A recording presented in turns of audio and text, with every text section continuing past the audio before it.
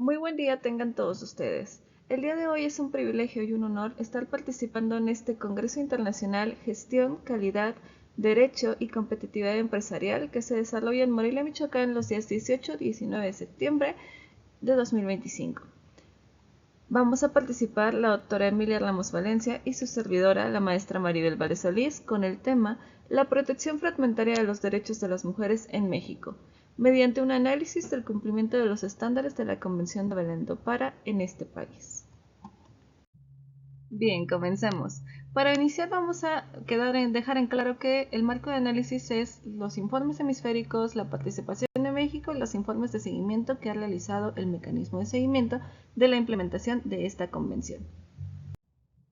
En estos informes, el Comité de Expertas y Expertos en Violencia manejaron los siguientes indicadores: legislación, diversidad, planes nacionales, acceso a la justicia y la información y estadística, números como tal. Lo que más nos va a importar en esta investigación es el eje y el indicador de legislación. En este eje se reconocen los siguientes avances normativos: una reforma constitucional en 2011 donde se incorporan los derechos humanos contenidos en tratados internacionales a nuestra Constitución. Y esto incluye el Tratado Internacional de la Convención de Belém do Pará. Ya tiene una jerarquía igual a la de la Constitución en materia de protección de los derechos de las mujeres. A su vez, la emisión de la Ley General de Acceso de las Mujeres a una Vida Libre de Violencia y su equiparable en los estados de la República.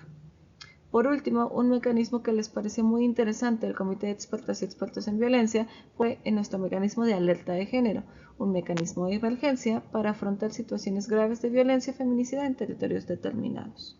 En este momento, 29 de los 32 estados ya cuentan con leyes estatales de acceso de las mujeres a una vida libre de violencia. Es decir, nos faltan pocos. Entre los aciertos también encontramos protocolos especializados que se han desarrollado en el país, como es el Protocolo para Juzgar con Perspectiva de Género, que se desarrolló por la Suprema Corte de Justicia de la Nación para garantizar el acceso a la justicia con enfoque de género en todas las instancias judiciales. Por otro lado, tenemos un manual de perspectiva de género educativa, una herramienta que busca incorporar la perspectiva de género en la elaboración de libros de texto gratuitos y materiales educativos. Y tenemos protocolo contra violencia política, un área bastante desarrollada en nuestro país, así como un manual contra acoso laboral. Sin embargo, el Comité de Expertas y Expertos en Violencia, a pesar de que celebra estos esfuerzos, señala la falta de protocolos especializados para funcionarios de salud, educación, administración pública, que estén relacionados con las distintas formas de violencia que tenemos en esta materia. En contraposición, tenemos unas deficiencias críticas que han sido identificadas por el Comité de Expertos y Expertas en Violencia. La primera es la tipificación inconsistente del abuso sexual, ya que en Aguascalientes y Nayarit se denomina como atentados al pudor, mientras que en Sonora aparecía como abusos deshonestos y luego pasó a no estar claramente definido. Por esto, el Comité de Expertas y Expertos considera que estas denominaciones son discordantes con la Convención y son valores subjetivos, lo que deja en estado de desprotección los derechos humanos de las mujeres que sean víctimas de estos delitos en esos estados. Por otro lado, tenemos que la prostitución forzada no se encuentra tipificada en el Estado mexicano, y lo que es una grave falta ya que se encuentra dentro de la Convención. También tenemos que la violación sexual dentro del matrimonio y unión de hecho no está tipificada en Quintana Roo y en Tabasco, por lo que el comité insta al cumplimiento total de una recomendación, la número 4 del segundo informe hemisférico, donde decía que habría que tipificar estos delitos de manera general en todos los estados, a nivel federal y en todos los estados de los países. Por último, tenemos que la violencia obstétrica no está reconocida. Solo Veracruz incluye este concepto sin tipificarlo como un delito. Se reconoce pero no se sanciona. El Estado de México delega a los gobiernos de cada estado los mecanismos de sanción de este tipo de estas faltas, este tipo de violencia, sin que haya resultados claros, las que son carencias definitivamente críticas para la protección de los derechos de las mujeres en el país. Adicionalmente, tenemos una problemática en lo que refiere a conciliación y mediación en materia de violencia contra las mujeres. Si bien existen avances legislativos, tenemos que la Ley General de Acceso de las Mujeres a una Vida Libre de Violencia prohíbe la conciliación y mediación en casos de violencia contra las mujeres. Sin embargo, También tenemos que la Ley General de Víctimas sí la permite en el caso de, y cito, si se acredita que la víctima está en condiciones de decidir, lo que es muy subjetivo y discrecional porque quién decide si está o no en condiciones de decidir, y sabemos muy bien que las víctimas de violencia contra la mujer son mucho más vulnerables a ser influenciadas por sus violentadores. Entonces, esto de si está en condiciones de decidir o no sería claramente un obstáculo para la protección de sus derechos. En los avances también tenemos una reforma al Código Nacional de Procedimientos Penales, donde prohíbe la aplicación de esta conciliación y mediación en violencia intrafamiliar. Y aunque esto es un avance legislativo importante, la realidad es que en México hemos notado casos como el de Jalisco, en el que el Centro de Justicia para Mujeres envía sistemáticamente casos al Instituto de Justicia Alternativa, casos de mujeres víctimas de violencia, lo que parece una práctica habitual que podría estar vulnerando los derechos de las mujeres. El riesgo identificado es la falta de armonización.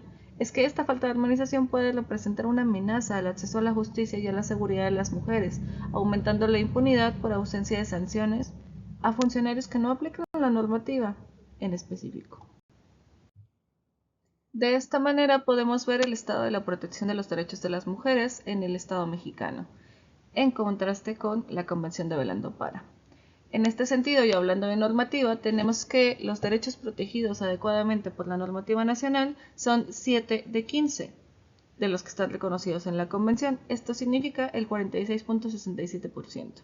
Por otro lado, los derechos que están protegidos de forma parcial o que no están siendo protegidos en su totalidad son 8 de 15, lo que evidencia un incumplimiento de obligaciones internacionales y además un estado de vulnerabilidad para las mujeres en cuanto a la protección de sus derechos. Esto se traduce en el 53.33%. Adicional a la información que ya hemos venido manejando, también tenemos como justificante de este número, de este dato de 53.33%, que 31 de 32 estados no tienen tipificado de manera correcta el feminicidio, ya que solo Chihuahua enmarca los feminicidios como homicidio calificado. Por otro lado, tenemos que los estados con violación dentro del matrimonio o unión de hecho tipificado son 28 de 32, ya que Jalisco, Quintana Roo, Sonora y Tabasco aún lo tienen pendientes. Y también tenemos que en 22 de 32 estados hay protocolos para atender el feminicidio, pero no están armonizados. Entonces son datos que nos señalan por qué es que estos 8 derechos no están siendo protegidos de manera adecuada. Entre los derechos que no están siendo protegidos de manera adecuada bajo la normativa nacional tenemos el derecho a que se respete su vida, ya que la interrupción legal del embarazo por causas terapéuticas depende del criterio discrecional de un médico. La objeción de conciencia no tiene protocolos de acción y esto pone en riesgo la vida de las mujeres.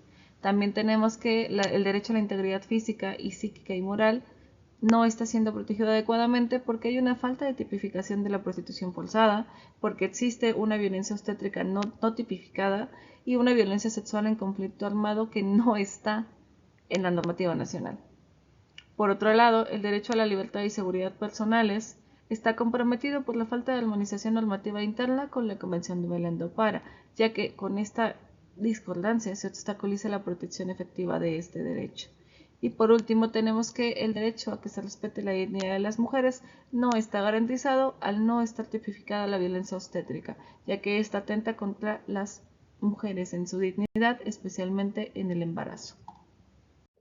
A manera de conclusión y de desafíos pendientes, tenemos que México no está cumpliendo con la obligación fundamental de tomar todas las medidas apropiadas, incluyendo medidas legislativas, para modificar o abolir leyes y reglamentos que respalden la persistencia o tolerancia de la violencia contra la mujer. También tenemos que los compromisos adquiridos con la firma y ratificación sin reservas de la Convención de Belén do Pará en 1998 establecen obligaciones vinculantes para el derecho internacional que no están siendo acatadas en su totalidad. Y por último, una necesidad de armonización integral.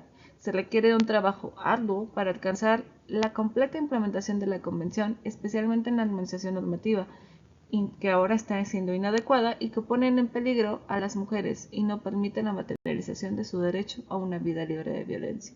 Estamos viendo entonces una protección fragmentaria de estos derechos. Muchas gracias por su tiempo. Esperamos sigan disfrutando de todas las conferencias de este magno congreso. Buen día.